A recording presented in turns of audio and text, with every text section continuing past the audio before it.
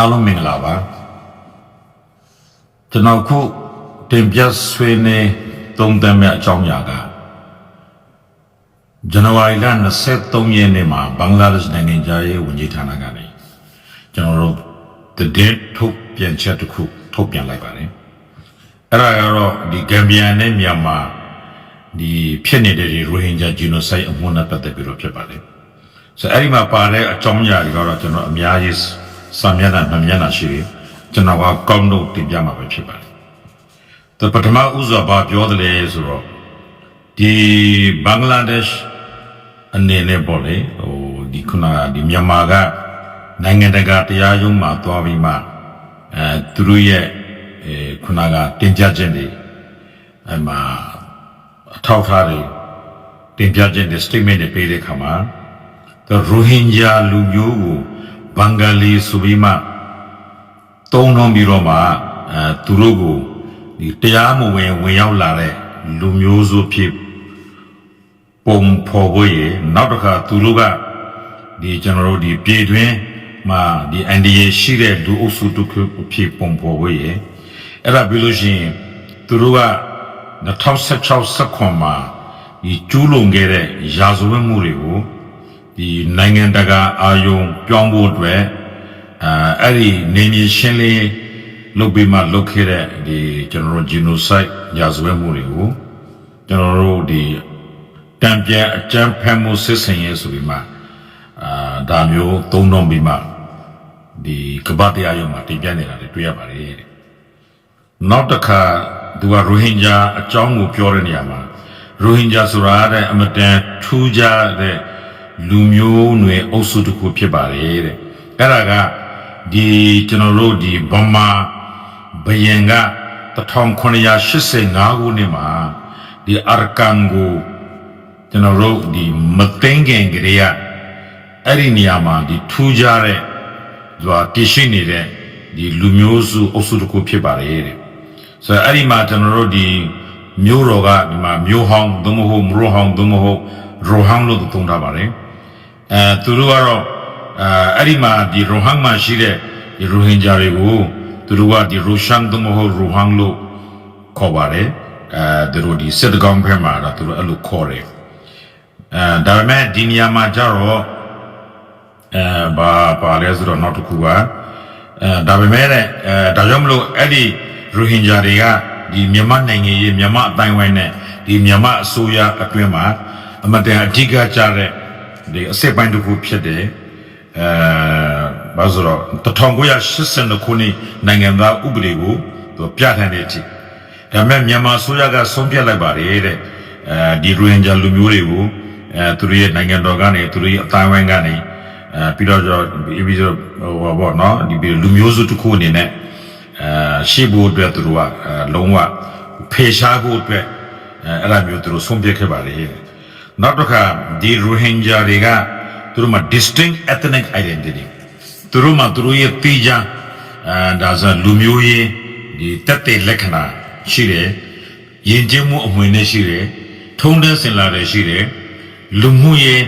ကျွန်တော်တို့ကျင့်ဝတ်တွေရှိတယ်ပြီးတော့ဘာသာစကားရှိတယ်ဒီလိုလေးပါတယ်ဆိုတော့နောက်တစ်ခါသူတို့ကိုဒါမျိုးစနစ်တကျဒီဘင်္ဂလီအနေနဲ့ဘင်္ဂလီလူမျိုးဆိုပြီးမှဒီခေါ်ဝေါ်သုံးတာဟာသူတို့ရဲ့ကိုယ်ပိုင်ပြဋ္ဌာန်းခွင့်သူတို့ရဲ့ကိုယ်ပိုင်တက်တဲ့လက္ခဏာတွေကိုကျွန်တော်ညှင်းဆန်ဖို့အတွက်နောက်တစ်ခါကျွန်တော်2016-19မှာအဲ့လိုမျိုးလုပ်ခဲ့တဲ့ဒါမျိုးဒီလူမျိုးတုံးတက်ဖြတ်မှုနဲ့ဒါမျိုးကိုလုပ်တာပါလေသူတို့ကိုဘင်္ဂလီဆိုပြီးမှတစိုက်ကတ်တယ်ပြီးလို့ရှိရင်သူတို့ကိုစနစ်တကျဒီမြန်မာအစိုးရကကမ်ပိန်းတွေလုပ်ပြီးတော့ရိုဟင်ဂျာတွေရဲ့ဒီအခြေခံကျွန်တော်တို့အခွင့်အရေးတွေသူတို့ရဲ့နိုင်ငံသားဖြစ်မှုတွေလူအခွင့်အရေးတွေအဲ့ဒါမျိုးတွေကိုသူတို့ကကျွန်တော်တို့ဒီညှင်းဆန်နေတယ်ဒီမှာအရေးကြီးတဲ့ချက်တစ်ခုကိုထောက်ပြတယ်ဘာလဲဆိုတော့ဒါမဲ့တဲ့ဘင်္ဂလားဒေ့ရှ်နဲ့မြန်မာက1988ခုနှစ်ဒီနှစ်နိုင်ငံသဘောတူညီမှုနဲ့ရိုဟင်ဂျာတွေကိုလက်ခံတဲ့အခါမှာမြန်မာအစိုးရက lawful resident of Burma ဆိုတာကိုလက်ခံထားပါလေ သူတို့ကိုတရားမဝင်လုပ်နေတယ်ဆိုလိုတာကဘင်္ဂလားဒေ့ရှ်နဲ့မြန်မာနဲ့ချုပ်ထားတဲ့စာချုပ်ကိုလည်းချိုးဖောက်နေတယ်လို့သူကဆိုလိုတာပါဆို88တုန်းကတော့ဒီတရားဝင်မြန်မာပြည်တွင်းမှာနေထိုင်တဲ့လူတွေအနေနဲ့တတ်မှတ်ပြီးတော့ခေါ်လာခဲ့တယ်အခုကျမှတရားမဝင်ပြောနေတယ်ဆိုတာဒါရှင်းနောက်နေတာကိုသူ highlight လုပ်တော့ပါတယ်နောက်တစ်ခုအနေနဲ့ဗာပြောတယ်လေဆိုတော့နောက်တစ်ခါတဲ့ဒါမျိုးဒီရိုဟင်ဂျာအကြက်တင်ပါတဲ့သူနိုင်ငံတကာကနေတရားမျှတမှုတာဝန်ယူမှုတာဝန်ခံမှုပြီးလို့ရှိရင်ရေရှည်တည်တံ့တဲ့အဖြစ်တစ်ခုရှာတဲ့ဟာကိုလေရှာလို့မရအောင်ကျွန်တော်တို့ထိခိုက်ဒီပျက်စီးသွားအောင်လေကြိုးပမ်းမှုဖြစ်ပါတယ်တဲ့ရိုဟင်ဂျာတွေကသူတို့ရဲ့မွေးရပါဒီအခွင့်တစ်ခုဖြစ်တဲ့သူတို့ကကိုယ့်အကူဘာလူမျိုးလို့ပြောမလဲသူတို့ကဘာလူမျိုးဆိုတာသူတို့ရတာမျိုးမွေးရပါခွင့်ရအဲ့ဒါကိုဆန့်ကျင်ပြီးတော့ဒီခုနကဒီမြန်မာသူတို့ရဲ့အသားဝိုင်းကိုကျွန်တော်တို့ဒီဖြတ်စီးပြီးတော့ကျွန်တော်တို့အာရကန်ဒေသကနေသူတို့ကိုအပြင်ကိုမောင်းထုတ်ပြီးတော့နိုင်ငံမဲ့လို့ဖို့အတွက်ကြိုးပမ်းနေတာဖြစ်ပါတယ်လို့လည်းအဲ့လိုရေးထားပါတယ်နောက်တစ်ခုကဒီနောက်တစ်ခုဒီ2019မှာလေနှစ်နိုင်ငံသဘောတူညီချက်ရှိတဲ့ဟာကိုလေမြန်မာဘက်ကအကြောင်းပြချက်မျိုးစုံပြပြီးမှနော်သူတို့တော်တော်ချိုးဖောက်တဲ့အတွက်အဲ့ဒါကိုမအောင်မြင်ခဲ့ဘူးဆိုတော့ဒါကြောင့်မလို့ဟိုပါနော်ဒီရိုဟင်ဂျာတွေကသူတို့နိုင်ငံကိုသူတို့ပြန်လို့မရဘူးဒါပေမဲ့မြန်မာဘက်ကတော့သူတို့ဟုတ်တယ်ပေါ့လေဒါပေမဲ့ဘင်္ဂလားဒေ့ရှ်ကတော့တခါမှတော့ဒါမျိုးမပြောဘူးဒါပထမဆုံးအကြိမ်ရိုဟင်ဂျာနဲ့ပတ်သက်တဲ့သဘောထားသူမြန်မာနိုင်ငံပေါ်မှာပတ်သက်တဲ့ဒါမြန်မာနိုင်ငံနဲ့ပတ်သက်တဲ့ဒါပြင်းပြင်းထန်ထန်ဝေဖန်ချုံချတဲ့သဘောပါဆိုတော့နောက်တစ်ခုဘာပြောထားလဲဆိုတော့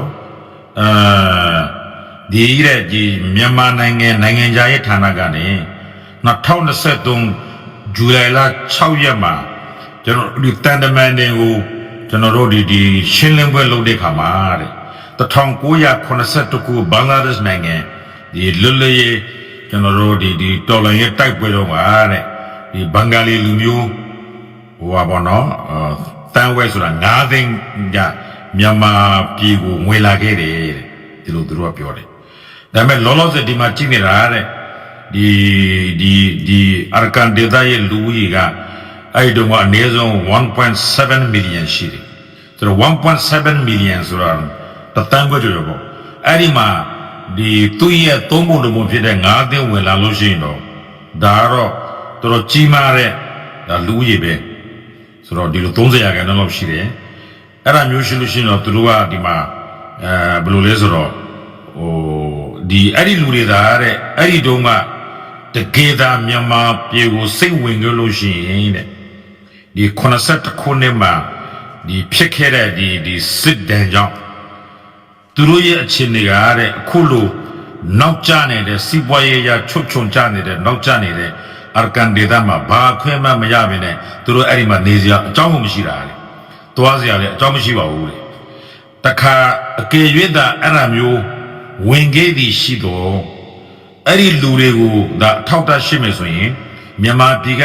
ခက်ဆက်ဆက်လုပ်ခဲ့တဲ့သကောင်စင်းတွေမှာလည်းပေါ်ပြတာလည်းမရှိပါဘူးတဲ့သကောင်စင်းဆိုတာနိုင်ငံသားကိုလုံးဝလောက်ရတာလေဆိုတော့ဒါကြောင့်မလို့ဘင်္ဂလားဒေ့ရှ်နိုင်ငံကမြန်မာနိုင်ငံကိုတောင်းဆိုတာပါလေဆိုတော့မြန်မာနိုင်ငံနဲ့ဒီအာရကန်ဒေသပေါ်မှာလွှမ်းမိုးမှုရှိတဲ့အာဏာပိုင်တွေသူတို့ဆိုတာဒီမှာဆိုတော့ကတော့အာရကန်အာမီကို direct မတုံးတော်လည်းပဲဆိုတော့ authority over Rakhine ဆိုတော့အာသာဆိုတော့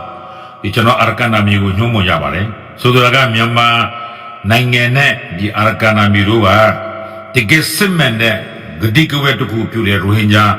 တွေကိုရိုဟင်ဂျာတွေကအဲ့ဒီကျွန်တော်တို့မြန်မာပြည်ကအာရကန်ဒေသကဒီမြန်မာနိုင်ငံရဲ့အတိုင်းဝိုင်းနိုင်ငံနဲ့သူတို့ရဲ့ဟိုအသိမဲ့ပြုပြီးတော့အဲ့တော့သူတို့ကိုနိုင်ငံကိုပြန်လို့ရအောင်ကိုဒေသကိုပြန်ပြီးတော့မှသူတို့ရရှိတဲ့ဒန်းတူခွင့်ရင်သူတို့ရဲ့ဂုဏ်သိက္ခာလုံခြုံမှုနဲ့ပြန်လာလို့ရအောင်အဲ့ဒါမျိုးခိုင်မာတဲ့ဂတိကဝတ်တွေပေးဖို့အတွက်မြန်မာအစိုးရနဲ့အဲ့ဒီအာရကန်ဒေသပေါ်မှာကိုအာဏာရှိနေတဲ့အခြားသောမိသူမဆိုဟိုလူတွေကိုအဖွဲ့တွေအားလုံးကိုလည်းဒီလိုတိုက်တွန်းထားပါတယ် ကျွန်တော်ခြုံငုံသုံးသက်တာကဒီဟာတွေကိုမြန်မာအစိုးရကအမြဲတမ်းပြောတယ်2012ခုမှလည်းကျွန်တော်ကြိုဘူးတယ်အဲ့တော့ဒီကျွန်တော်တို့အာကန်ဒေတာပဋိပက္ခနဲ့ဒီ international convention မှာလုပ်တော့လေအဲ့ဒီတော့မှဘင်္ဂလားဒေ့ရှ်တန်မဲ့ပေါ့နော်မြန်မာနိုင်ငံဆိုင်ရာသူကချက်ဘာလို့ဘာလို့ဆိုတက်လို့ပြောသူကဘုံမှုကျိုးအဆင့်ရှိတယ်သူမဟုတ်ဘိုးကျိုးအဆင့်ရှိတယ်ဒါမှတန်မဲ့ခံတာပေါ့သူကိုယ်တိုင်တက်ပြောတယ်အဲ့ဒီမှာကျွန်တော်ကဘင်္ဂလားဒေ့ရှ်ကဘင်္ဂါလီလူမျိုးတဲ့အဲ့တော့ခင်ဗျားတို့ဒေသမှာဖြစ်တဲ့ပြဿနာကိုခင်ဗျားတို့ဘင်္ဂါလီမပြောနဲ့တဲ့ဟိုမှာထိုင်နေတဲ့တယောက်ရှိတယ်တဲ့ရိုဟင်ဂျာမန်တဲ့သူနဲ့ကျွန်တော်နဲ့ဆွေးနွေးပြီးပြီတဲ့ကျွန်တော်တို့ကဘင်္ဂါလီလူမျိုးတဲ့သူတို့ကဘင်္ဂါလီမဟုတ်ဘူးသူတို့ကရိုဟင်ဂျာတဲ့အဲ့ဒါကြောင့်ခင်ဗျားတို့ဒီမှာဒီအာကန်ဒေတာကိစ္စဆွေးနေတဲ့ခါမှာကျွန်တော်တို့ဘင်္ဂလားဒေ့ရှ်ကဘင်္ဂါလီလူမျိုးကိုဘင်္ဂလားနိုင်ငံကိုထည့်ပြီးတော့ဆွေးမထည့်ပါနဲ့ဆိုရင်မှသူလည်းတော်တော်ပြင်းပြင်းထန်ထန်ပြောဦးလေအဲ့ဒါပြီးရင်တော့ဒါကျွန်တော်ဘယ်လိုပြောမလဲအဲ့ဒါပြီးရင်တော့နောက်ပိုင်းဒါပထမဆုံးချိန်ပဲဆိုတော့2012မှာတစ်ခါတန်မတ်ကပြောဦးတယ်နိုင်ငံတကာကြီးကွန်ဗင်းစင်တာမှာအဲ့ဒါပြီးဒီနေ့2026ဇန်နဝါရီလ23ရက်မှာသူကဘာဖြစ်လို့ရိုဟင်ဂျာတွေကိုဘင်္ဂါလီလို့ခေါ်ရတာလဲအင်တန်ကပါလဲဆိုတာလေသူရှင်းရှင်းလင်းပြောသွားတယ်ပြီးရင်တမိုင်းကြောင်းကိုလည်းပြောသွားတယ်ဆိုတော့မြန်မာပြည်ကအပြင်းနဲ့ပြောတယ်ခိုးဝင်တဲ့ဟိုဟာဖြစ်တဲ့တရားဖြစ်တဲ့မြန်မာပြည်မှာလည်းမရှိပါဘူးဆိုတော့တစ်ဖက်လို့မြန်မာပြည်ဆိုတာဟိုဘက်ကယူရီးယားအိန္ဒိယတရုတ်ဘင်္ဂလားဒေ့ရှ်ဘုံကရှစ်ပါလေစင်ဒါလည်းကတ်နေတာကိုယ်နိုင်ငံနေစပြဿနာကိုကြီးပဲစုပ်ပြောလို့မရဘူးဆိုတော့ဘင်္ဂလားဒေ့ရှ်ကလည်းကျွန်တော်အမြဲတမ်းပြောတာသူတို့ကကျွန်တော်တို့ရိုဟင်ဂျာကိုစော်ကားတာမဟုတ်ဘူးတစ်ချိန်လုံးဘင်္ဂလားနိုင်ငံကိုစော်ကားနေတာခင်ဗျားတို့ဘင်္ဂလားအစိုးရကနေတခုခုထုတ်ပြန်ပေးပါ